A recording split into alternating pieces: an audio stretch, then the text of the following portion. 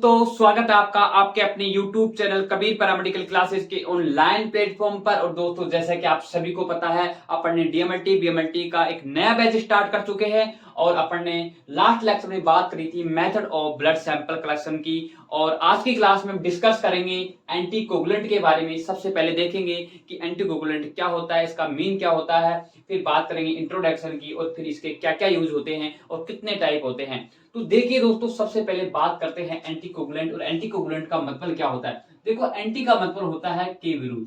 Anti का मतलब क्या होता है, के विरुद्ध। और कोगुलेंट का मतलब होता है, कोगुलेंट का मतलब होता है कलोट। मतलब के विरुद्ध, एंटी का मतलब के विरुद्ध होता है और कोगुलेंट का मतलब होता है क्लोट, मतलब कि क्लोट नहीं होने देना। और क्लोट को बोलते हैं हम हिंदी में थक्का, मतलब कि थक्का नहीं बनने देना। एक ऐसा सबस्टांस जो क्लोट नहीं होने देना। ठीक है, ये इसका मीन होता है। ठीक है, अब बात करते हैं इंट्रोडक्शन की। देखो, it is also known as blood thinner. अपन एंटीकोगुलेंट को ब्लड थिनर के नाम से भी जानते हैं या ब्लड थिनर भी बोलते हैं। क्यों बोलते हैं? क्योंकि ब्लड थिनर का मतलब पतला करने वाला, मतलब कि ब्लड को पतला करने वाला, इसलिए अपन इसको बोल सकते हैं कि ब्लड थिनर। नेक्स्ट देखिएगा, anticoagulant are chemical substance which prevent coagulation of blood. कि भैया, एंटीकोगुलेंट एक ऐसे केमिकल सब्सटेंस होते हैं जो ब्लड के क्लोट को रोकते हैं, ब्लड के क्लोट को रोकते हैं, ब्लड को क्लोट नहीं होने देते हैं, यानी ब्लड का थक्का नहीं बनने देते हैं। ऐसे केमिकल सब्सटेंस होते हैं। कौन? एंटीकोगुलेंट। अब बात करते हैं कि एंटीकोगुलेंट का यूज कहां कहां करते हैं और कैसे करते हैं। तो देखिएगा, first point, many medical instrument, बहुत सारे मेडिकल इंस्ट्रूमेंट के अंदर भी हम क्या करते हैं, एंटीकोगुलेंट का यूज करते हैं। जैसे सैंपल ट्यूब, सैंपल ट्यूब होती है, उनके अंदर हम क्या करते हैं डियर, एंटीकोगुलेंट का यूज करते हैं। नेक्स्ट देखिएगा, blood transfusion bag, blood transfusion bag में भी हम क्या करते हैं, एंटीकोगुलेंट का यूज करते हैं ताकि ब्लड क्लोट नहीं हो। कहां पे? ब्लड बैंक में, ब्लड बैंक में भी एंटीकोगुलेंट का यूज किया जाता है ताकि क्या हो, ताकि ब्लड क्लोट नहीं हो। ठीक है, क्लोट नहीं हो। नेक्स्ट हम बात करते हैं heart lungs machine. Heart lungs machine को डियर हम क्या बोलते हैं, कार्डियो पल्मोनरी बाईपास मशीन। क्या बोलते हैं डियर? हार्ट लंग्स मशीन को कार्डियो पल्मोनरी बाईपास मशीन भी बोलते हैं डियर। इसमें क्या होता है, जब डॉक्टर्स हार्ट की ओपन सर्जरी करते हैं, क्या करते हैं, ओपन सर्जरी करते हैं, हार्ट की ओपन सर्जरी करते हैं, तब क्या करते हैं, उस एंटीकोगुलेंट का यूज करते हैं। क्योंकि जो हार्ट लंग्स मशीन होती है, कार्डियो पल्मोनरी बाईपास मशीन होती है, ये क्या काम करती है, ब्लड के अंदर क्या करती है डियर, ब्लड के अंदर ऑक्सीजन को ऐड करने का काम करती है, ब्लड को ऐड करने का काम करती है। इसलिए उस टाइम भी क्या करते हैं, एंटीकोगुलेंट का यूज करते हैं। नेक्स्ट हम बात करें डियर डायलाइसिस मशीन की। डायलाइसिस मशीन के अंदर भी क्या करते हैं, एंटीकोगुलेंट का यूज करते हैं। किसका डियर? एंटीकोगुलेंट का यूज करते हैं। डायलाइसिस मशीन होती है, ये कब किस काम में आती है डियर, आपको थोड़ा बता दूं कि ये जब पेशेंट की किडनी काम कम कर रही होती है या बिल्कुल ही नहीं, पेशेंट की किडनी फेलियर की कंडीशन में होती है। किसकी कंडीशन में डियर? किडनी फेलियर की कंडीशन के अंदर, किडनी फेलियर की कंडीशन अंदर क्या करते हैं, पेशेंट का डायलाइसिस कराते हैं। क्या कराते हैं डियर? डायलाइसिस कराते हैं। और डायलाइसिस में क्या होता है डियर? ब्लड को फिल्टर करते हैं। क्या करते हैं डियर? ब्लड को फिल्टर करते हैं। डायलाइसिस के अंदर ब्लड को फिल्टर करते हैं। उस टाइम भी हम क्या करते हैं, एंटीकोगुलेंट का यूज करते हैं। किसका डियर? एंटीकोगुलेंट का यूज करते हैं। और मोस्टली डियर हिपेरिन का यूज करते हैं। किसका यूज करते हैं डियर? हिपेरिन का यूज करते हैं, जो कि एक नेचुरल एंटीकोगुलेंट भी होता है, जो कि ब्लड को क्लॉट होने से रोकता है। ठीक है, अब नेक्स्ट हम बात करें dear medication anticoagulant use for thrombotic patient की थ्रोम्बोटिक पेशेंट के अंदर हम मेडिकेशन के रूप में भी एंटीकोगुलेंट का यूज करते हैं। किसमें डियर? मेडिकेशन के रूप में। किसके लिए करते हैं? Thrombotic patient. अभी थ्रोम्बोटिक क्या होता है डियर? थ्रोम्बोटिक जब ब्लड वेसल्स के अंदर, किसके अंदर? ब्लड वेसल्स के अंदर क्या हो जाए, कोई क्लोट हो जाए, तो उसको, उस कंडीशन को हम क्या बोलते हैं डियर? थ्रोम्बोटिक बोलते हैं। उस कंडीशन को क्या बोलते हैं?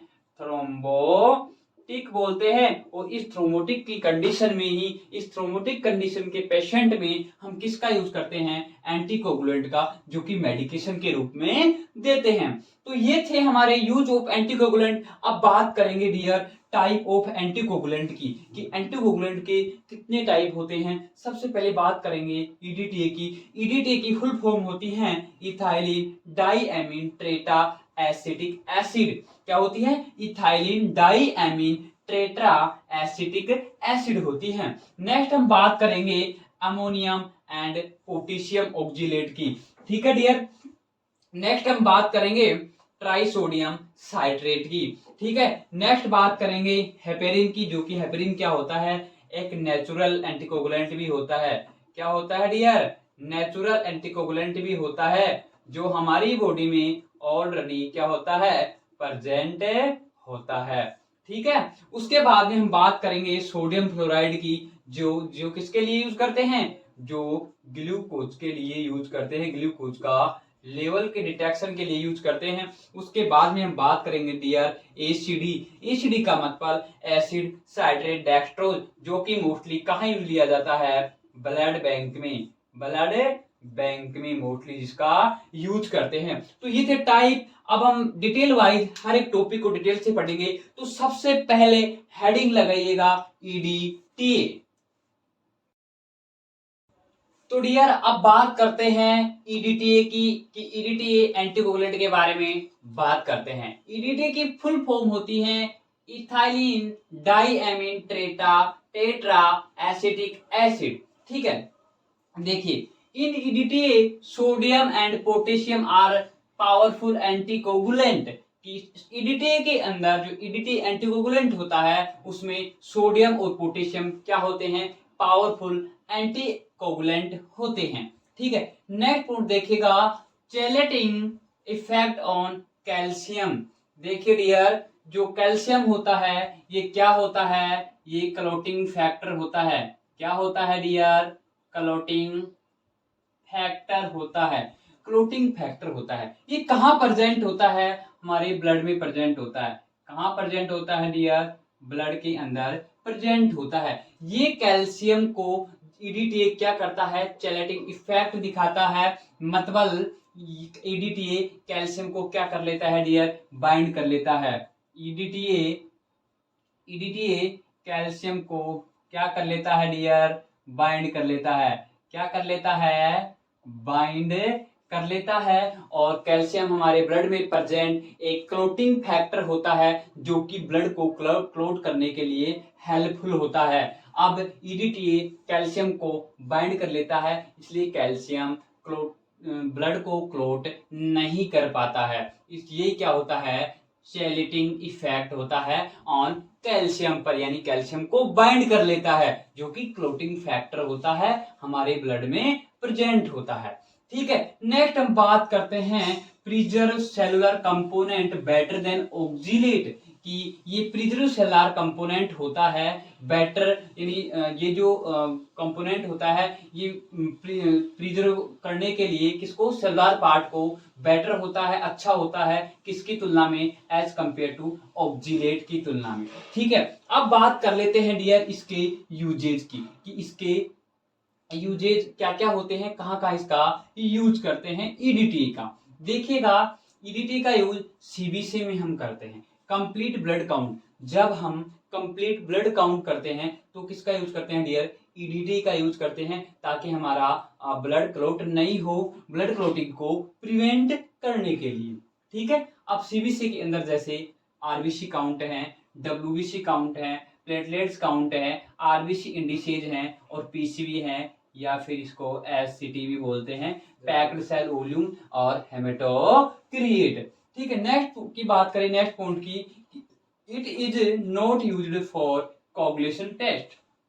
डियर, ईडीटीए का यूज कोगुलेशन टेस्ट करने के लिए हम इसका यूज नहीं करते हैं। ठीक है, तो ये थी बात डियर ईडीटीए की, ईडीटीए क्या होता है, कहाँ यूज करते हैं, कैसे काम करता है। ठीक है, अब हम नेक्स्ट बात करते हैं किसकी dear, ammonium and potassium oxalate की। देखिएगा अमोनियम एंड पोटेशियम ऑक्सीलेट क्या होता है। It is made by ammonium oxalate and potassium oxalate, कि इन दोनों के मिक्स करने से, इन दोनों को मिक्स करने से क्या बनता है डियर, अपना अमोनियम और पोटेशियम ऑक्सीलेट बनता है। ठीक है डियर, अमोनियम ऑक्सीलेट का 3 पार्ट होता है और पोटेशियम ऑक्सीलेट का 2 पार्ट होता है। इन दोनों को जब हम मिक्स कर देते हैं, इन दोनों को हम मिक्स कर देते हैं तो अपने पास में क्या होता है, एंटीकोगुलेंट ऑक्सीलेट क्या होता है, प्रिपेयर्ड हो जाता है। ऑक्सीलेट क्या होता है डियर, प्रिपेयर्ड हो जाता है, तैयार हो जाता है।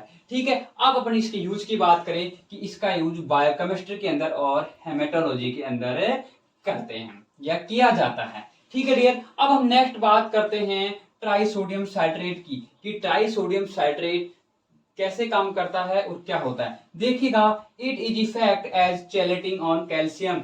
ये ट्राइसोडियम साइट्रेट भी डियर क्या काम करता है, कैल्शियम को बाइंड करने का काम करता है। क्या काम करता है, कैल्शियम को बाइंड करने का काम करता है, जिससे ब्लड क्लॉट नहीं हो पाता, ब्लड क्लॉट नहीं हो पाता है, ब्लड क्लॉट नहीं हो पाता है। ठीक है, अब इसके यूजेज की बात करें तो it is used for coagulation study, कि इसका यूज हम कहाँ करते हैं डियर, कोगुलेशन स्टडीज के अंदर इसका यूज करते हैं। कोगुलेशन स्टडी जैसे हम बात करें कुछ टेस्टों की, पीटीएनआर और एपीटीटी। पीटीएनआर का मतलब होता है डियर प्रोथ्रोम्बिन टाइम, क्या होता है, प्रोथ्रोम्बिन टाइम होता है। और आईएनआरसी क्या होती है डियर, यूनिट होती है, क्या होती है, यूनिट होती है, जो क्या होती है, इंटरनेशनल नॉर्मलाइजेशन या नॉर्मलाइजेशन रेशियो। ठीक है, ये क्या होती है डियर, इसकी यूनिट होती है। और इस पीटी का मतलब प्रोथ्रोम्बिन टाइम, ये हमारे हिस्टोपैथोलॉजी का एक क्या है डियर, सेकंड ईयर का एक टॉपिक भी है। जब हम सेकंड ईयर की क्लासेज के अंदर हम बात करेंगे, जब इसकी डिटेल से स्टडी करेंगे। एपीटीटी भी एक टेस्ट होता है, एपीटीटी इसका मतलब होता है एक्टिवेटेड पार्शियल थ्रोम्बिन टाइम। ठीक है डियर, ये भी क्या होता है, एक टेस्ट होता है। ठीक है, तो हम इसकी कोगुलेशन स्टडी के रूप में इसका यूज कोगुलेशन स्टडी के लिए करते हैं। ठीक है, नेक्स्ट हम बात करें डियर कि it is made bye 3.8 gram trisodium citrate and 100 ml distil water. क्या डियर, इसको कैसे बनाते हैं, 3.8 ग्राम ट्राइसोडियम साइट्रेट लेते हैं और 100 ml डिस्टिल वाटर, दोनों को क्या कर देते हैं डियर, मिक्स कर देते हैं, दोनों को क्या कर देते हैं, मिक्स कर देते हैं, और अपना एंटीकोगुलेंट क्या हो जाता है, प्रिपेयर, तैयार हो जाता है। ठीक है डियर, अगर हम बात करें इसके यूजेज की तो डियर हम 2 ml ब्लड के अंदर, कितने ml के अंदर, 2 ml ब्लड के अंदर डियर हम 0.4 ml ट्राइसोडियम साइट्रेट का यूज करते हैं। कितना डियर, ट्राइसोडियम साइट्रेट का यूज करते हैं। तो डियर ये था हमारा ट्राइसोडियम साइट्रेट एंटीकोगुलेंट। तो हम बात कर चुके ईडीटीए की, हम बात कर चुके अमोनियम एंड पोटेशियम ऑक्सीलेट की, और अब बात कर चुके ट्राइसोडियम साइट्रेट की। अब डियर हेडिंग लगाइए हेपेरिन। तो डियर अब बात करते हैं अपने हेपेरिन की, देखते हैं कि हेपेरिन एंटीकोगुलेंट क्या होता है। देखिए heparin, it is a biological anticoagulant. ये क्या होता है डियर, एक बायोलॉजिकल एंटीकोगुलेंट होता है या नेचुरल एंटीकोगुलेंट होता है। कैसा होता है डियर, नेचुरल एंटीकोगुलेंट होता है। ठीक है, ये क्या होता है, नेचुरल एंटीकोगुलेंट होता है, जो कि हमारे ब्लड में ऑलरेडी पहले से ही प्रेजेंट होता है, इसको बनाया नहीं जाता है। ठीक है, अब नेक्स्ट हम बात करें, it act on inhibiting thrombin and it does not change size of RBC, कि ये क्या काम करता है, इनहिबिटिंग करता है किसको, थ्रोम्बिन को, थ्रोम्बिन को और किसको डियर, थ्रोम्बिन को एंड थ्रोम्बोप्लास्टिन, थ्रोम्बोप्लास्टिन, ये दोनों क्या होते हैं डियर, ये दोनों ब्लड क्लॉटिंग फैक्टर होते हैं। क्या होते हैं, क्लॉटिंग फैक्टर होते हैं। ठीक है, ये जो हेपेरिन होता है ये इनहिबिट करता है थ्रोम्बिन, थ्रोम्बिन और थ्रोम्बोप्लास्टिन, इन दोनों को इनहिबिट करता है। ये दोनों क्या होते हैं, क्लॉटिंग फैक्टर होते हैं। ठीक है, या फिर इन दोनों को रिमूव कर देता है। ठीक है, जिससे ब्लड क्लॉट नहीं हो पाता है। ठीक है डियर, अब नेक्स्ट बात करें कि it does not change size of RBC, ये जो आरबीसी की साइज, जो हमारी ब्लड की सेल्स होती हैं लाइक आरबीसी, इनकी साइज में कोई भी चेंजमेंट नहीं होने देता है।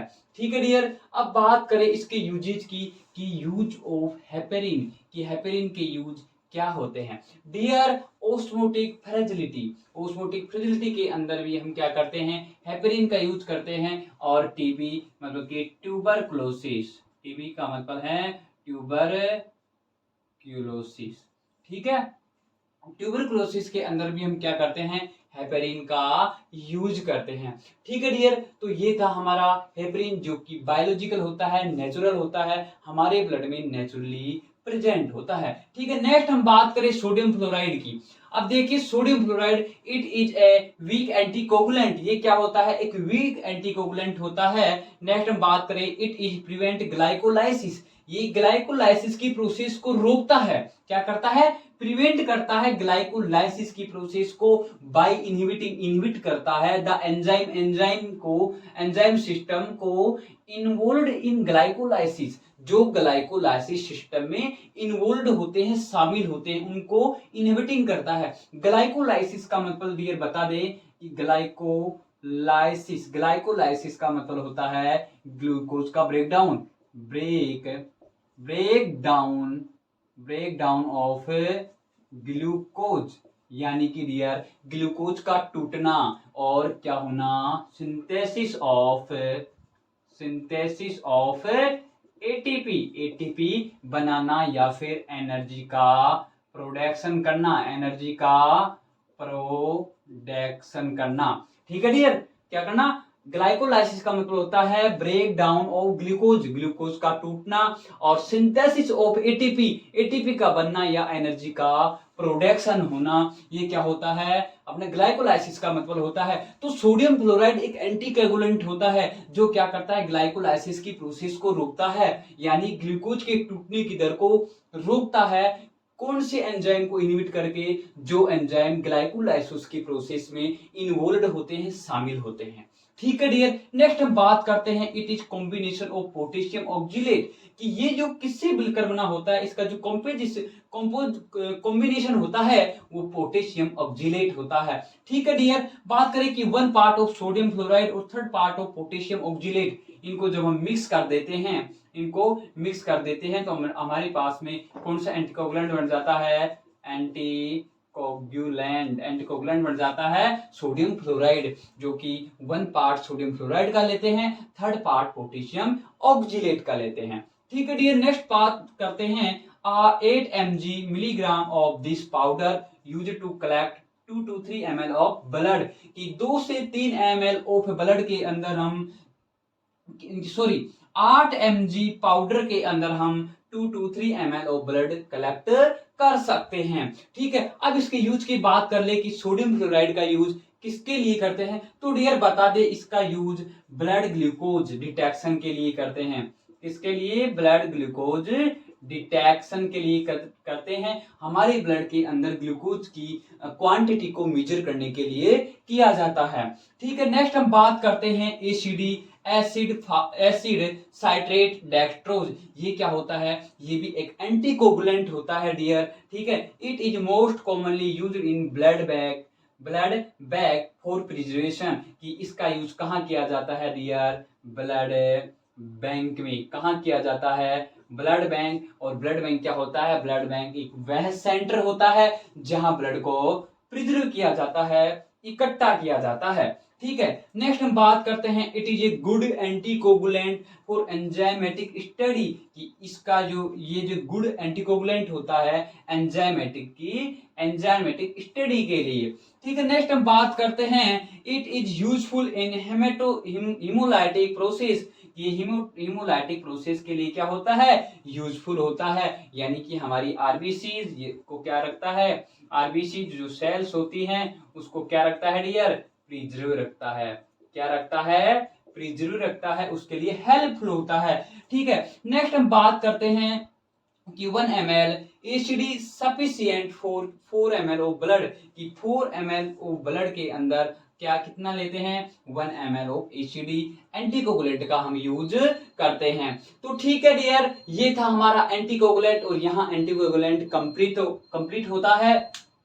तो डियर हमारा ये हो गया हेमेटोलॉजी, अपन हेमेटोलॉजी की बात कर रहे थे, और हेमेटोलॉजी की भी फर्स्ट पार्ट जो कि हमने डिवाइड किया था 3 पार्ट के अंदर, बेसिक के अंदर और रूटीन हेमेटोलॉजिकल टेस्ट और स्पेशल हेमेटोलॉजिकल टेस्ट के अंदर हम हेमेटोलॉजी को डिवाइड किया था। तो पहला पार्ट हेमेटोलॉजी का जो कि बेसिक था, जिसमें सबसे पहले अपन बात करे थे इंट्रोडक्शन ऑफ हेमेटोलॉजी, और उसके बाद में हम बात करे थे कि अपना एंटीकोगुलेंट और method of blood sample collection. अपने ये टॉपिक कंप्लीट होते हैं और बेसिक का पार्ट कंप्लीट होता है, ठीक है। तो डियर हम नेक्स्ट लेक्चर में बात करेंगे अपने रूटीन हेमेटोलॉजिकल टेस्ट, जो कि नेक्स्ट लेक्चर में अपन स्टार्ट करने वाले हैं। तो डियर अगर आपको हमारा वीडियो पसंद आया हो तो वीडियो को लाइक करना, और हाँ अगर आप हमारे चैनल पे नए हो तो चैनल को सब्सक्राइब करना, ताकि जो भी लेक्चर हम अपलोड करें उसका नोटिफिकेशन सबसे पहले आप तक पहुंच सके। जब तो मिलते हैं एक और नई वीडियो के साथ, जब तक के लिए थैंक यू सो मच।